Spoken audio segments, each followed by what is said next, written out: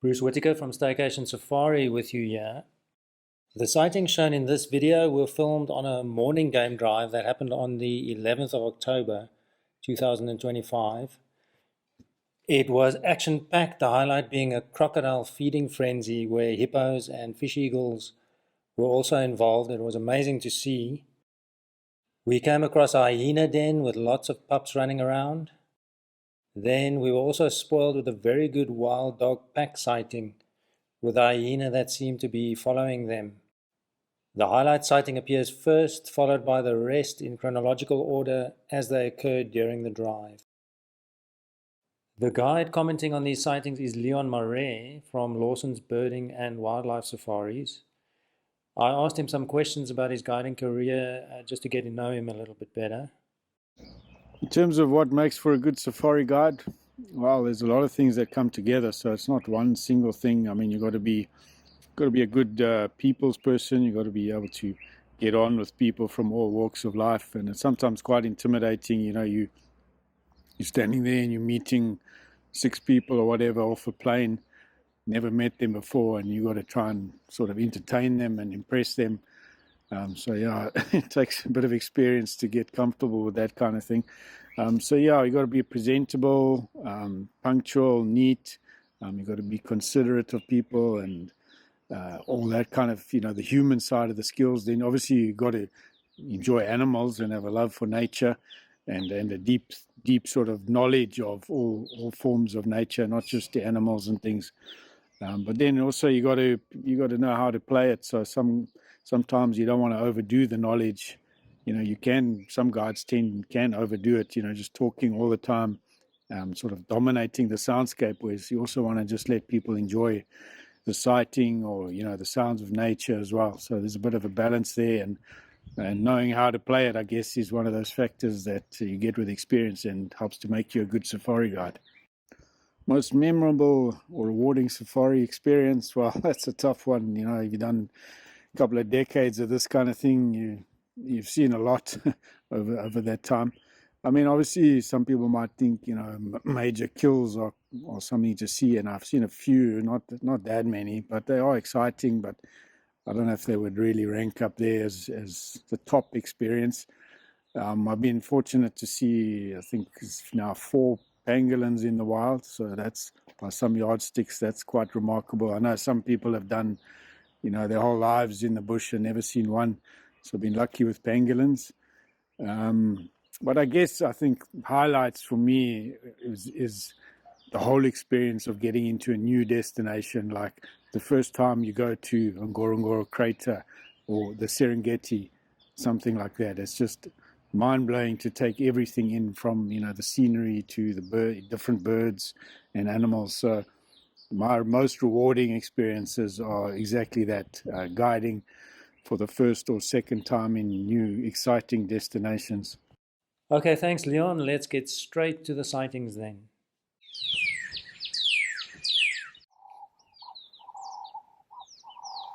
Well, that's an amazing sighting. All those crocodiles feeding in the lake there. Looks to be on some kind of antelope carcass. You can see the legs coming up now and then as the crocodiles get stuck in there and feed on it. And you can see their awesome death rolls, as they call it, when they spin around to try and break off pieces, because obviously they can't really chew it off, so they have to be able to break off pieces to swallow. So they do that with that spinning, and you can imagine a 300-400 kilogram crocodile spinning like that. It's quite a lot of power. If that would take a limb right off pretty easily. From the area around the dam, it looks like there's a transport dam, Skukuza area, and I know there's some really big crocs in there.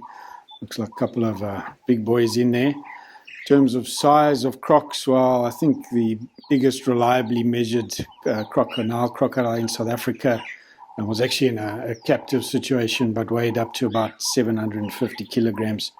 So that's a pretty big beast. According to records, the biggest on record, reliably measured, was from early 1900s in Tanzania. That was a little shy of 7 meters and over 1,000 kilograms. So that's a real monster. But anyway, it's obviously Africa's biggest predator. When you say biggest predator, people will think of the lion, but crocs can quite easily outweigh lions by a big margin. When looking at that sighting and you see those tails coming out of the water, you could almost say it looks prehistoric, and in fact it is, because crocodiles have remained pretty much unchanged for millions of years. You know, such a successful design, they haven't needed to change at all, really. You know, the real expert ambush predators, you know, they can sort of lower their metabolism according to temperature, etc. But they've got time on their side. They can really slow it down. If they're not getting food, it's not such a big deal like warm-blooded predators who need to keep eating. You know, they can slow their metabolism down drastically and just wait till conditions are good or something comes along for them to feed on. Interesting to see the hippopotamus getting involved there. You don't really know what it's thinking or what its motivation is. There have been some interesting records of hippos and things like this, kills or prey animals chased into the water. So there's been several sort of manifestations of this, if you like. One is that hippos have actually seemingly tried to rescue animals that have been chased into water. So sometimes you may have an antelope that's, for example, being chased by a pack of wild dogs and will seek refuge in the water because the wild dogs will be reluctant to go into the water. Obviously, then the crocodiles are the big threat, but there have been cases of hippos seemingly, you know, with their big, huge jaws, lifting these antelope out and pushing them up onto the side. So from our point of view, it seems like it's trying to rescue the animal. What its motivation is, we don't know. There have also been cases where they've tried to feed on a carcass in the water, which is unusual. Hippos generally considered to be 100% herbivorous, but there have been cases such as that. And then also, which I've seen as well, is acting aggressively towards an animal that's been chased into the water. So instead of trying to rescue it, actually pursuing it and basically getting it out of their immediate space. So very unusual interactions, and again, that's the wonderful thing about safaris. You just never know what you're going to see and what the outcome of any of these sightings is going to be.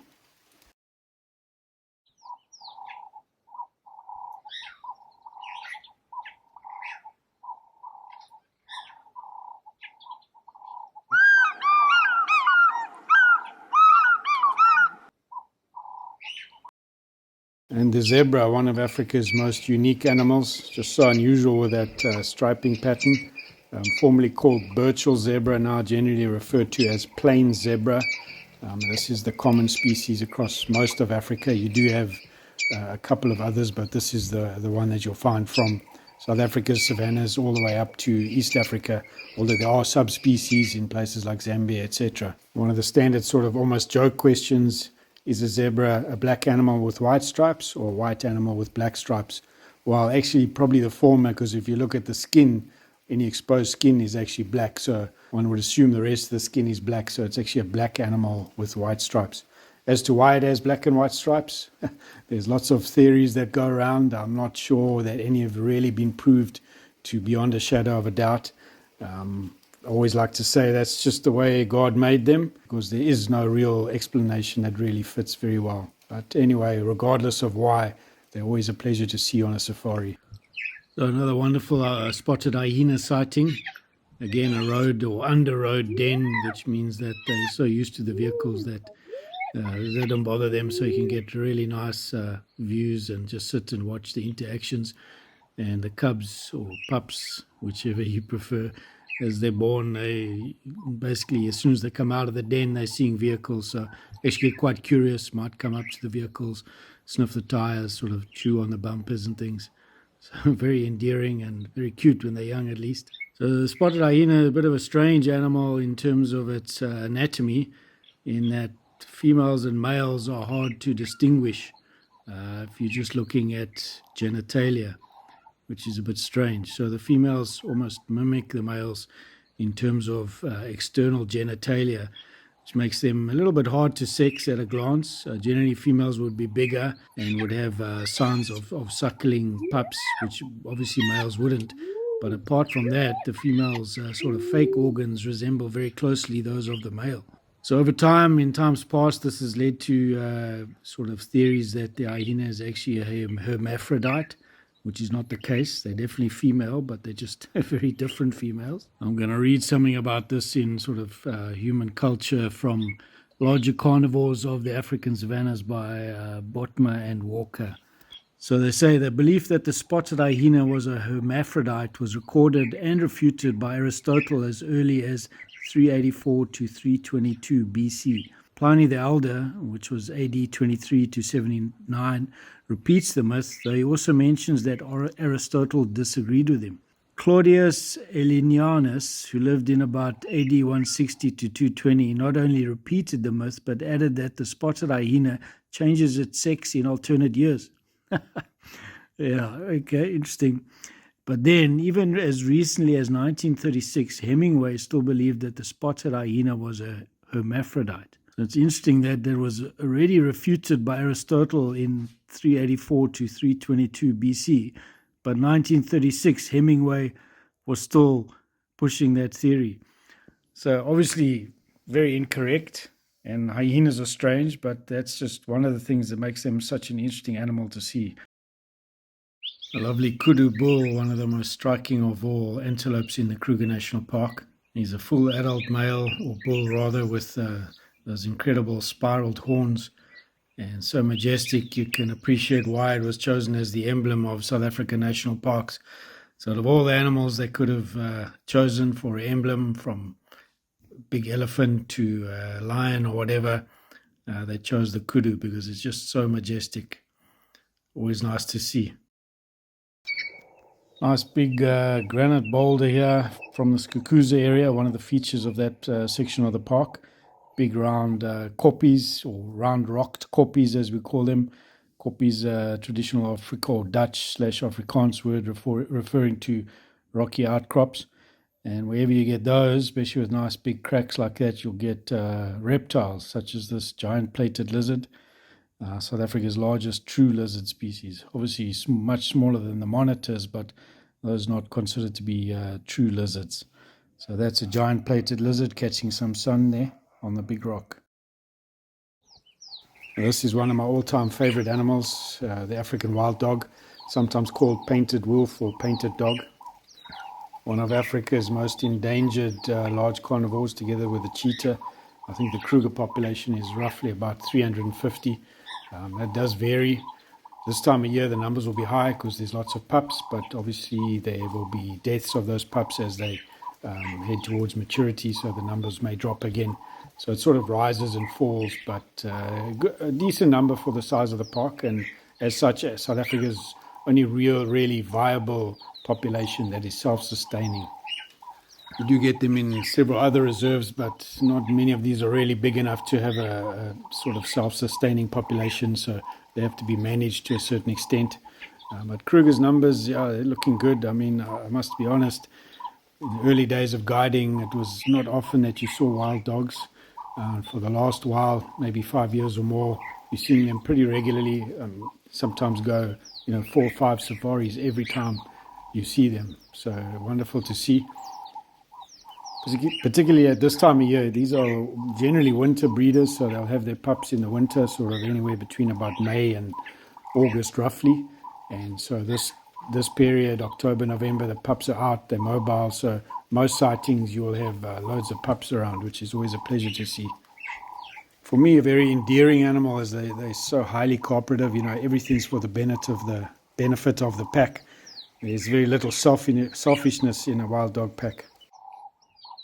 Another interesting aspect to this sighting is the presence of the spotted hyena close by to the wild dogs. So this is not unusual. Spotted hyenas are often found in association with wild dogs, either hanging around close by or actually tailing them when they're on the hunt. So this is basically what they term kleptoparasitism. So they often steal the kills of wild dogs. So what they'll do is just follow the dogs and wait for opportunity to, once the wild dogs have made a kill, an opportunity to either grab some bits or in fact steal the whole carcass as well. It's not great for the wild dogs, but it's an interesting relationship that hyenas and wild dogs have. Sometimes aggression between the two, and the tables can go either way. The wild dogs can keep the hyenas at bay, and vice versa. Sometimes it's kind of neutral. They can be seen lying quite close to each other, and just no animosity whatsoever, kind of ignoring each other. And other times can be quite a little bit of affection between them, if one can call it that. I've never seen that myself, but I've seen videos where they'll kind of interact and play a little bit. So very interesting relationship between spotted hyenas and wild dogs. Now, wild dog is one of my favorites because of how cooperative they are. Everything's done for the good of the pack. There's very little sort of selfishness in the pack, and each animal knows its place and its role for the benefit of the group. And another reason I like them is you can see the same behavior in your dog at home, just that sense of loyalty, which is amazing. I remember one sighting we had in Sabi Sand Game Reserve. I think it was the first time that the guides had seen the pups coming out of a den. So this was our first afternoon drive there. We went straight to the den, and we had a wonderful moment with all these little pups coming out and all the adults milling around, greeting each other with their wonderful sounds. And I think it was by the next morning the adults have gone out hunting, so they left 2 minders behind at the den to look after the pups. So we were there at least one more night, and almost every drive we went back to the den, and the rest of the pack had still not appeared. We got a little bit worried, but they'd just been out hunting. But you could really see the sort of attitude of these 2 that were left behind looking after the pups. Like your dog, when you go out, if you had a camera watching it, you just see how dejected it looks, head resting on the paw. Every time there's a slight noise, the ears prick up, excited, is that the pack returning? Oh, no, it's not. And the head goes back down again, the ears sink, and you can just feel that sort of longing for the rest of the pack to be there. It was just wonderful to see. Unfortunately, we weren't there when the rest of the pack came back, but they eventually did, and I'm sure those 2 that were left behind would have been overjoyed to see the rest of their pack returning. A troop of chakma baboons in the trees. Looks like they may be feeding on tree wisteria blossoms. This time of year, those trees get nice sprays of purple flowers, and the baboons do feed on them. So baboons are pretty omnivorous. They'll eat a lot of plant matter, flowers, fruits, leaves, berries, things like that.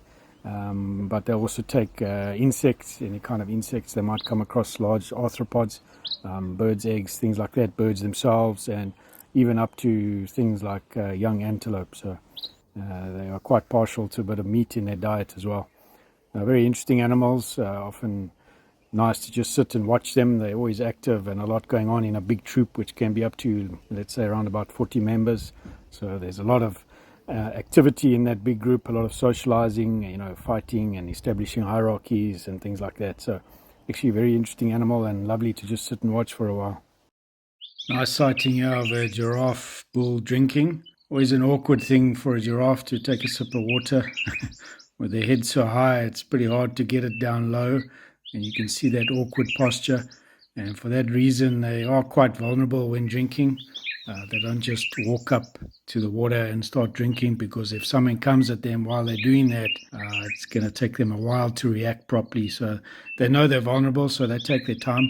Sometimes you'll watch a giraffe scope out the water for, more than half an hour, checking all the corners, maybe even false drinking, sort of appearing to drink and then looking up again to see if anything came out of a bush or something. So, you're waiting there with your camera, you want to get the shot of the giraffe drinking, and he just takes forever to get there. But that's just a survival mechanism. So this one you can see is a male with we might call them horns on their head, but they're actually technically called ossicones because they're pure bone with a skin covering. There's no keratin horn material like there is on an antelope. So we say horns, but they're actually ossicones. But these big horns on the giraffe are robust, and they don't have a sort of tuft of black hair on the end. So that's an easy way to identify it as a male giraffe or bull giraffe.